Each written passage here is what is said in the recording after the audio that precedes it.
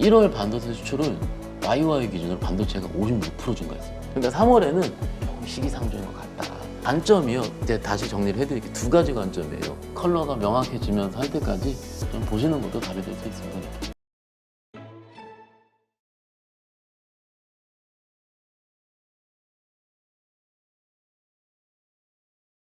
다행히 홍콩 증시가 좀 올라주긴 했는데 그래도 중국 증시가 좀 빠져가지고 그래도 좀 불안한 거예요. 맞아요. 이 중국이 도대체 왜 이렇게 부양책을 써도 움직이지 않을까? 이것이 한국 증시에 또 어떤 악재로 와닿을까? 맞아요. 예. 너무 안타까운 현실이고 그래도 홍콩 먼저 좀 볼까요, 대표님? 홍콩 보면은 좀 시간이 지나가면서 좀 더 상승폭이 밀리고 있거든요.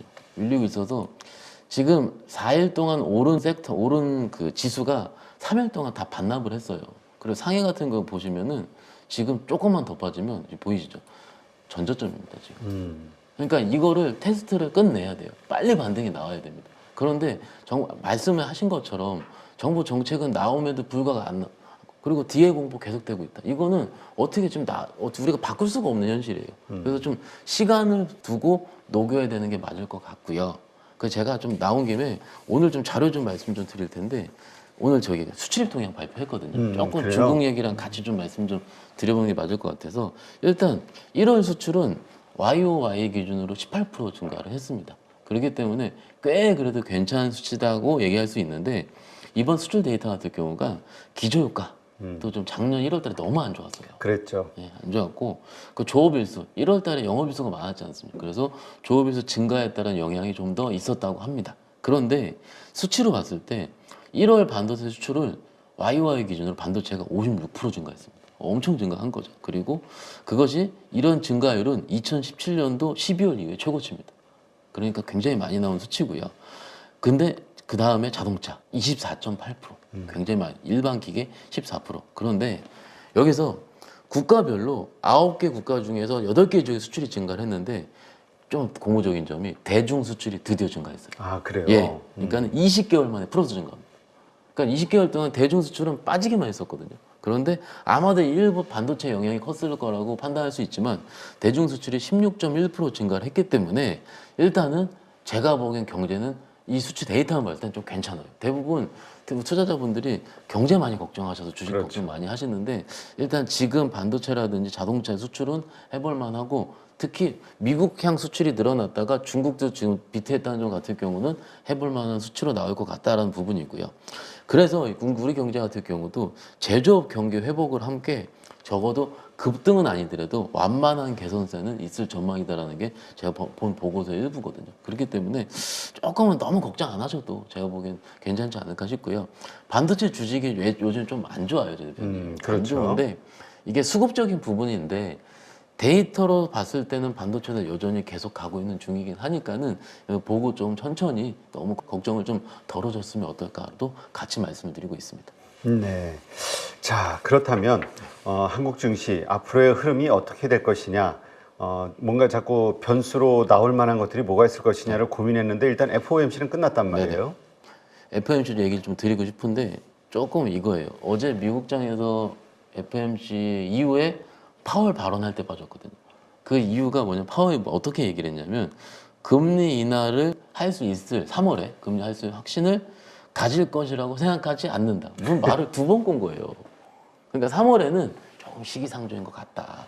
이렇게 제가 화요일 날 와서 말씀을 드린 것처럼 우리가 그 데이터를 구성할 때 가장 큰 게 고용, 물가 이렇게 볼 수가 있는데 지금 고용은 조금 빠지고 있는 상황이고 물가는 스테디하게 잡히고 있는 중이에요. 그리고 소비가 조금 꺾이고 있거든요. 네. 저축률이 꺾이고 있기 때문에 이 세 가지를 볼 수 있는데 아마 이것 때문에 바로 금리 인하를 하기에도 저번에도 말씀드렸죠. 제가 하기엔 약간 이르다고 생각을 하거든요. 그래서 3월에 금리 인하 한 번에 이런 건 조금 데이터를 보면서 하자라는 부분이고 제 개인적으로 생각을 하자면 5월부터 되지 않을까. 지금 작년 12월에 우리가 시장이 좋고 그럴 때 시장에서는 6번 금리 인하를 프라이싱을 했었거든요. 그런데 아마도 3번에서 4번 정도 그렇게 하면 5월부터 시작하면은 분기별로 하면 딱 맞아요. 그렇기 때문에 천천히 그리고 이거를 우리가 인슈어런스 컷, 침체에 대비할 수 있는 인슈어런스 컷이라고 얘기할 수도 있고요. 리세션 컷만 아니면 된다는 거예요. 근데 아마도 골디락스 환경에서 중립금리로 천천히 넘어가고 있는 중이기 때문에 뭐 그냥 편하게 좀 시장을 보셔도 나쁘지 않을 것 같습니다. 그러니까 지금 주식을 들고 있으신 분들 입장에서는 이렇게 약간 반등 나올 때 매도할까? 맞아요. 이런 고민. 또 현금 있으신 분은 지금 사야 돼? 더 기다려야 돼? 아주 지금 머리가 복잡한 맞아요. 거예요. 이게 저도 오늘도 했고 어제도 했고 매일 하는 고민인데 그 고민의 강도가 오늘이 전 제일 강했던 것 같아요. 편하게 얘기를 할게요. 제 직원 얘기를 하는데 직원들한테 물어봤어요. 지금 AI 손절치고 은행주 갈 수 있는 사람은 손 했어요 제가. 근데 손을 들 수 있는 분이 누가 있을까요? 그렇지. 예, 이겁니다. 지금 시장의 고민은. 그러면은 만약에 또 최근에 워킹했었던 그런 성장주 단에 있는 섹터가 조금의 빨간불이 들어온다. 그럼 어떻게 될까요? 또 붙어요, 그걸로. 역시 성장주야. 역시 성장주, 역시 주식은 뭐 이러면서. 그러니까는 이게 지금 그 가치 판단을 어디에 두느냐에 따라 다른 거지. 여기가 안 좋고 여기가 좋고의 게임이 아니라는 걸 말씀을 드리고 싶은 겁니다. 그리고 내 성향에 맞는 투자. 항상 말씀을 드리지만 지금 투자자분 성향 자체가 변동성 있는 거 싫어. 그러면 제가 계속 안 하시면 된다고 말씀을 드리잖아요. 그런데 시장이 워낙 이렇게 좀 너무나 우리를 유혹할 수도 있고 오를 땐 또 거기가 빨개 보이니까 또 갈 수도 있지 않습니까? 그렇죠. 그런데 그거를 조율하는 거가 지금 시장의 핵심 포인트지 않을까 싶고요. 일단 그렇습니다. 네. 네, 알겠습니다. 자, 지금 이러한 관점에서 앞으로 우리가 2월달 증시를 어떤 주식들로 좀 채워나가야 되냐, 공부를 해야 되냐, 네네. 그런 관점으로 한번 또 설명해 주죠. 생각을 한번 해볼게요. 만약에 아까 우리가 말씀드린 스킴대로 거래소가 최근 이틀 동안에 조금 더 올랐고 코스닥이 이렇게 빠졌다 생각하는 게 맞다면은 이 반등을 생각한다면 아마도 코스닥 ETF가 맞을 것 같아요. 만약에 한다면. 그런데 이게 레버리지든 코스닥 한 배든 그건 상관이 없습니다. 그런데 이것이 내한테 안 맞는다 생각한다. 예를 들어서 거래소가 일부 쉬고 코스닥의 반등이 나한테 맞지 않는다 생각하면은 여기서는요 투자를 쉬어야 돼요. 저는 그게 맞다고 생각합니다. 이게 어설프게 들어갔다가 피 부는 게 지금장이거든요. 그 맞지 않는다라는 것은 어떤 식으로 느끼는 거죠? 내가 지금 주식을 소위 포모에 빠져가지고 은행주 혹은 지주사 이런 거를 샀을 때 이게 지금 최근에나 좀 변동이 커서 세게 움직였는데 만약에 원래 스킴대로 좀 쉬어간다 했을 때 그걸 견디지 못하는 거 이럴 수도 있고요. 혹은 나는 원래 좀 천천히 주식을 좋은데 지금 시장에서 워낙 하이닉스가 좋다, 테크가 좋다 떠드니까는 이쪽으로 넘어갔는데 지금 테크 소부장 일부 종목들은요 이틀 만에 20%씩 빠집니다 지금. 그러니까 그런 것들이 내가 견디지 못한다. 그럼 그렇죠. 그쪽을 빼야 된다는 거죠. 지금 지수가 이렇게 좀 나름 오늘 이쁘게 보일 수가 있지만은 투자자마다 굉장히 많은 다른 변동을 겪고 있기 때문에 그래서 좀 말씀을 드리는 중이고요. 만약에 이쪽이 쉬어갈 때 공보상에 봤을 때 뭐가 튀어 오르는지도 볼 필요가 있어요. 지금 그러니까 사실 요 최근 며칠간 튀어오르는 주식들 네. 그걸 좀 잘 봐야 되겠죠. 그렇죠. 그런데 제가 지금 약간 종목 추천의 개념은 아니긴 하지만 지금요 빠지는 것들이 많이 오른 게 빠진 거지 오늘 로봇주 강했거든요 대표님. 그러면 로봇주는 이거 성장주 대표 주자지 않습니까? 그렇죠. 밸류에이션 못합니다 그런 것들은. 그래서 그 백만개미 한세구 당주님 그분은 그 얘기를 하시더라고요. 지금 한국 시장은 코리아 디스카운트에 대해서만 얘기하는데 코리아 버블은 왜 얘기 안 하냐. 그렇죠. 우리 쏠림 현상에 의해서 2차 전지가 뭐 150만 원 막 이렇게 에코프로가 그때 버블 아니었냐. 그렇죠. 그리고 AI, 그렇죠. 뭐 로봇주 그렇죠. 이런 것들 최고점 찍었을 때 왜 그때는 뭐라 얘기 안 하고. 그냥 오버슈트 낸 거 오르니까 다들 좋아하고 그러다가 떨어질 때만 맞습니다. 디스카운트 얘기하냐. 맞습니다. 한국의 그냥 증시 특징은 이렇다. 이걸 인정하고 이거에 맞춰서 해라. 맞습니다. 라는 얘기를 하더라고요. 저도 그 의견에는 100%는 아니지만 그래도 대부분 동의하는 편이고요. 왜냐면은 저는 이제 고객을 상대로 하는 직업을 가지고 있기 때문에 고객마다 성향이 다 다릅니다. 그렇죠. 예, 그래가지고 이것이 꼭 맞다라고 얘기하면 저 고객들한테 혼나요. 그리고요. 두 번째는 이거죠. 제가 오늘 잠깐 봤는데 우리가 이제 소위 성장주 투자를 많이 하셨던 분들이 소위 대장주로서 보는 종목들이 있어요. 최근에 오늘 제주반도체라든지 혹은 어부브 반도체라는 이런 종목들은 오늘 반등이 조금씩 나오더라고요. 장중에. 장이 어려웠음에도 불구하고. 그러니까 이런 식으로 뭐가 먼저 튀어오르냐를 스터디할 필요가 있다고 생각이 듭니다. 그런데 조금은 요거는 성장단에 넘어간 얘기고요. 오늘 제가 말씀을 안 드린 게 뭐냐면은 자동차예요. 지금 자동차가 키 맞추기를 어떻게 하냐면 올라갈 때는 기아가 세게 올라갔지 않습니까? 네. 근데 오늘 현대차가 키 맞추기를 하고 있거든요. 현대차가 6% 급등 나왔어요. 야, 진짜 대단해요. 그러니까 저렇게 현대 모비스도 그렇고 맞아요. 그렇게 무거운 주식들이 어떻게 이렇게 한 방에 이렇게 올라가지? 모비스도 지금 4%대 급등이 나왔어요. 신기하더라고요. 예. 그러니까 이게 보면은 이쪽에서도 키 맞추기도 키 맞추기인 거거든요. 지주사 안에서도 키 맞추기가 키 맞추기고. 그러니까 내가 그래 이번 장은 아마도 정부 정책 때문에 이 장이 계속될 것 같아라고 생각하시면은 이 안에서 순환매를 봐야 된다는 거죠. 똑같습니다. 그런데 오늘 보다가 더 특이한 점은 뭐냐면은 요건 못 보셨을 거예요. 성우하이텍 지금 부품주. 부품주도 오늘 장난이 아니었죠. 왜냐면 왜 말씀드리냐면 부품주는요. 부품주도 쌉니다, 대표님. PR이 2배, 3배예요. 그러니까는 제가 자동차도 3, 4배고요. PR이 지금 저기 성우하이텍 기준으로 EPS 기준 3.8배 나오는데 PR이 지금 이렇게 되죠, 지금. 보면은 그러면 아직 오르지 않은 저평가 주식들도 시장에서는 쳐다볼 수 있다는 겁니다. 관점이요. 다시 정리를 해드릴게요. 두 가지 관점이에요. 성장주 단에서 많이 빠진 것 중에 대장주를 우리가 찾을지 이것도 하나의 방법이 될 수 있고 두 번째로는 저 PR 안에서 저 PBR 안에서 순환매가 도는 거를 찾을 수 있을지 이렇게 생각할 수가 있거든요. 그런데 제가 오늘 오면서 뉴스를 봤는데 벌써 자사주가 많은 기업의 리스트 혹은 자산 소각하는 뭐 이런 식의 리스트 돌더라고요. 시장에서 계속 회자가 되는 거죠. 그래서 그런 것들을 한번 우리 투자자분들께서 살펴보시자라고 말씀을 드리는 거예요. 지금 투자가 정해진 건 없고 그렇지만은 지금 워낙 많은 아이디어들과 그런 여러 가지 탄식들이 혼재가 돼서 이루어지는 시장이기 때문에 조금 더 그런 아이디어를 좀 말씀을 드리고 있습니다. 네, 알겠습니다. 자, 하여튼 그 많은 분들이 이제 빠지고 있는 주식이라 하더라도 그러면 이제 이걸 어떻게 대책을 세울까 멍하니 기다릴까 마냥 오를 때까지 아니면 이거를 지금 빠르게 교체 매매를 해볼까 요것도 고민을 많이 하거든요. 근데 이 교체 매매하는 것도 이게 잘못했다가는 이게 또 큰일이라 참 어려워요. 제가 경험적으로 교체 매매를 지금처럼 뭔가 이제 내가 했던 주식들이 한 2, 3일 만에 박살이 나서 그랬을 때 바꿨을 때 경험 결과치를 제가 많이 갖고 있거든요. 그런데 10번 중에 한 7번은 실패입니다. 어렵죠. 실패입니다. 왜냐면은 분명 또 급등하는 걸 쫓아가게 됩니다. 그러니까 이게 심리가 원래 똑같은 조건부로 가잖아요. 그러니까 지금보다 비슷하게 많이 빠져 있는데 더 반등이 셀 것 같은 주식으로 바꿔야 되는데 보통은 지금 잘 나가는 주식으로 바꾸거든. 왜냐면 시장에서 그거밖에 얘기 안 하거든요.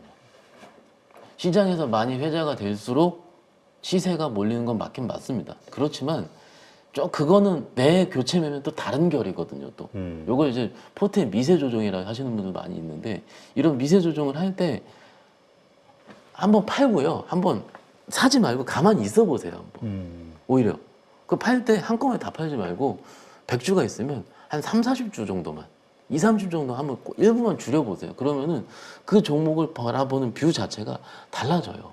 내가 얼만큼 갖고 있느냐에 따라서. 그렇기 때문에 말씀을 드리는 중이고 이게 제가 오늘 좀 수급 좀 말씀 좀 드려볼 텐데 오늘 제가 여기 지금 외국인과 기관과 개인이 많이 산 종목을 리스트업을 뽑아봤거든요. 보면은 외국인 보세요. 삼성전자 3,700억 들어갔고요. 많이 샀네요. 많이 샀어요. 안 대표님. 올라서 그렇지. 네. 현대차 1,600억 들어갔고요. 물산 지주사요. 7% 올랐는데 물산 들어갔고요. 하나금융지주 이렇게 들어옵니다 지금. 그런데 우리 개인들이 제일 많이 판 주식을 볼까요, 대표님? 반대지 뭐. 현대차예요, 현대차. 현대차. 예, 현대차예요. 그리고 레버리지를 좀 팔았고요. 그러면 지수 급등을 이용해서 좀 대형주들은 내가 수익을 챙긴다, 우리 개인 투자자분들은. 그리고 보이시죠? 물산입니다. 물산 많이 파셨어요. 물론 수익이 많이 났죠. 많이 났기 때문에 매도하시는 것도 있는데 이게 결과로 저는요 우리 개인 투자자분들 이겼으면 좋겠어요. 이겼으면 좋겠는데 항상 우리가 이런 걸 볼 때 조금은 변곡에서 이런 일들이 많이 일어나거든요. 시장 변곡에서. 그러니까 지금 이 분위기가 얼만큼 갈까 이거에 따라 달라지는 거죠. 맞습니다. 승패가. 이대로 분위기가 더 가면 며칠만 더 가면은 이제 성장주 투자분들은 죽습니다.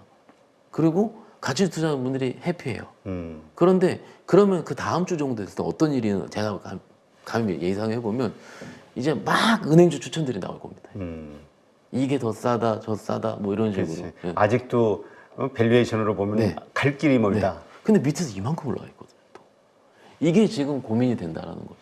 그래서 좀 투자에 있을 때는 좀 저점에서 좀 많이 빠질 때 이게 기본이 돼야 되는데 너무 오를 때 쫓아잡으니까 이것이 말씀드린 중이고 기간계를 좀 보면은요 여기 좀 보이는 게 에코프로 많이 담았어요. 기간대 에코프로 오늘. 네 528억 그리고 나머지는 은행주 현대차 그런데 기관들은요 성격이 참 보이실 겁니다. SK, LG예요 대표님. 삼성물산까지. 그러면 외국인은 프로그램 매수할 때 시총상의 대형주를 그냥 드르륵 들어오는 거고요. 기관들은요 조금 종목 특성에 맞는 걸로 약간 테마성 혹은 약간 스킨별로 들어오게 됩니다. 그래서 SK, LG, 삼성물산 이런 식으로 기관들이 많이 들어왔어요. 그러니까 나는 어떤 투자를 하고 있는지 혹은 무엇이 맞는지 이것들을 고민하신다면 제가 보기엔 어떨 것 같고요. 그리고 이런 아이디어가 좀 있어요. 최근에 연기금 어찌됐든 시장에서 정부의 정책과 매수가 된다면 연기금이 주체가 될 텐데 연기금이 어떤 종목을 보는지 보면은 똑같습니다. 현대차, 신한지주, 삼성생명, 에코프로머티 이런 식이에요. 그러니까 이런 식으로 투자자별 매매 동향은 특히 이런 식에서 보셔야 된다라고 말씀을 드릴 수 있겠습니다. 네. 하여튼 그 시장의 성격이 이제까지 완전히 성장주 중심 스토리에 빠져서 내러티브죠. 예, 이랬던 것이 완전히 이게 지금 가치주 장세죠. 이게 엄밀히 말하면 맞습니다. 예, 예. 오버슈팅도 아니고 사실 밸류에이션 보면은 맞습니다. 예, 아직 멀었죠. 아직도 멀었지. 예. 그러니까 이 가치주가 제대로 평가받는 그것까지 간다면 아직도 갈 길이 먼데 시간 꽤 더 걸려요. 예. 우리가 그 길을 갈 것이냐 네. 아니면 중간에 이것도 테마처럼 싹 꺾일 것이냐 요거를 참 이해하기가 어려워서 그러니까 감을 잡기가 오늘 질문이 고객들 질문이 그거였습니다. 언제까지 갈까요? 이건데 솔직하게 얘기했습니다. 모르겠다 했습니다. 이거는 내가 모르지. 만드는 게 아니고 시장에서 만드는 거다라고 얘기를 드렸고요. 그리고 또 정부에서 어떤 대책이 나오느냐에 맞습니다. 따라 네. 그런데 조금 그 상승세가 가파른 건 맞습니다. 저는 이 방향은 맞다라고 생각을 합니다. 그런데 워낙 또 쏠려서 너무 세게 가니까 이것이 좀 저는 시장에 좀 만약에 그러면 반대로 보면 여기가 또 밀리게 되면 시장이 또 빠질 수도 있어요. 왜냐면 이것 때문에 시장이 올랐으니까. 그렇지. 그래서 좀 건전하게 천천히 순환매 따라 가는 게 중요하고 그렇게 되려면은 수급이 누가 들어야 돼요? 오늘처럼 외국인이 들어야 됩니다. 그렇죠. 야 외국인이 1조씩. 예, 외국인이 들어야 되니까 조금 더 보시면 어떨까 싶습니다. 네, 알겠습니다. 하여튼 어려운 장이라 많은 분들이 지금 어떻게 근데 이렇게 어려울 때는 그러면 그냥 가만히 있는 것도 답인 것 같기는 한데 근데 가만히 있으면 뭐 투자자가 그러더라고요. 반응 간다고. 반응 간다고. 맞아요. 이 변동성이 그 진짜 실력이 있는 그 트레이더들도 지금 뭐 깨지는 장이라. 제가 그 트레이더들 좀 알잖아요. 오늘 좀 서베이를 좀 해봤어요. 돈 좀 벌었어? 못 벌었대요 지금. 지금 죽어나고 있답니다 지금. 왜냐면은 힘들죠. 왜냐면은 그들이 원하는 컬러가 아니니까는. 그렇지. 분명히 아마 이제까지의 패턴대로 했을 건데, 맞아요. 그러니까 지금 시장의 성격이 확 바뀐 거기는 네. 맞아요. 예, 맞습니다. 그리고 그래서 오늘 정도 오후에 한두 친구들이 들어가더라고요. 이쪽으로 SK든 뭐 지주사든 뭐든 들어가는데 많이 샀습니까? 물어보니까 많이 못 샀대요. 겁나지. 겁나요. 안 맞아요. 하던 맞아요. 패턴이라. 맞아요. 그래서 그리고 그 자기들이 이제까지 안 좋아하던 주식들이라. 안 좋아하는 주식은 없습니다. 그런데 안 좋아했다기보다는 안 갔으니까 등한시했던 거죠. 그러니까는 관심이 없던. 맞습니다. 그래서 이게 진짜 잘하시는 분은 이 컬러에 바로바로 적용을 해야 된다고 생각을 하거든요. 근데 저는 개인적으로 저는요 이게 컬러에 너무 빨리 적응하는 것도 이게 또 힘들다고 봐요. 이게 왜냐면 이렇게 했다 다시 돌아오는데 시간이 또 걸리거든요. 그래서 조금 시장이 어느 정도 컬러가 명확해지면서 할 때까지 좀 보시는 것도 답이 될 수 있습니다, 대표님. 네, 알겠습니다. 어려운 시장입니다. 박현상 차장께서 지금 분석한 이 내용들 한번 잘 참고 삼아 한번 자신의 종목과 투자 패턴 점검해 보시기 바랍니다. 오늘 좋은 인사이트 함께해 주신 박현상 차장님 고맙습니다. 감사합니다.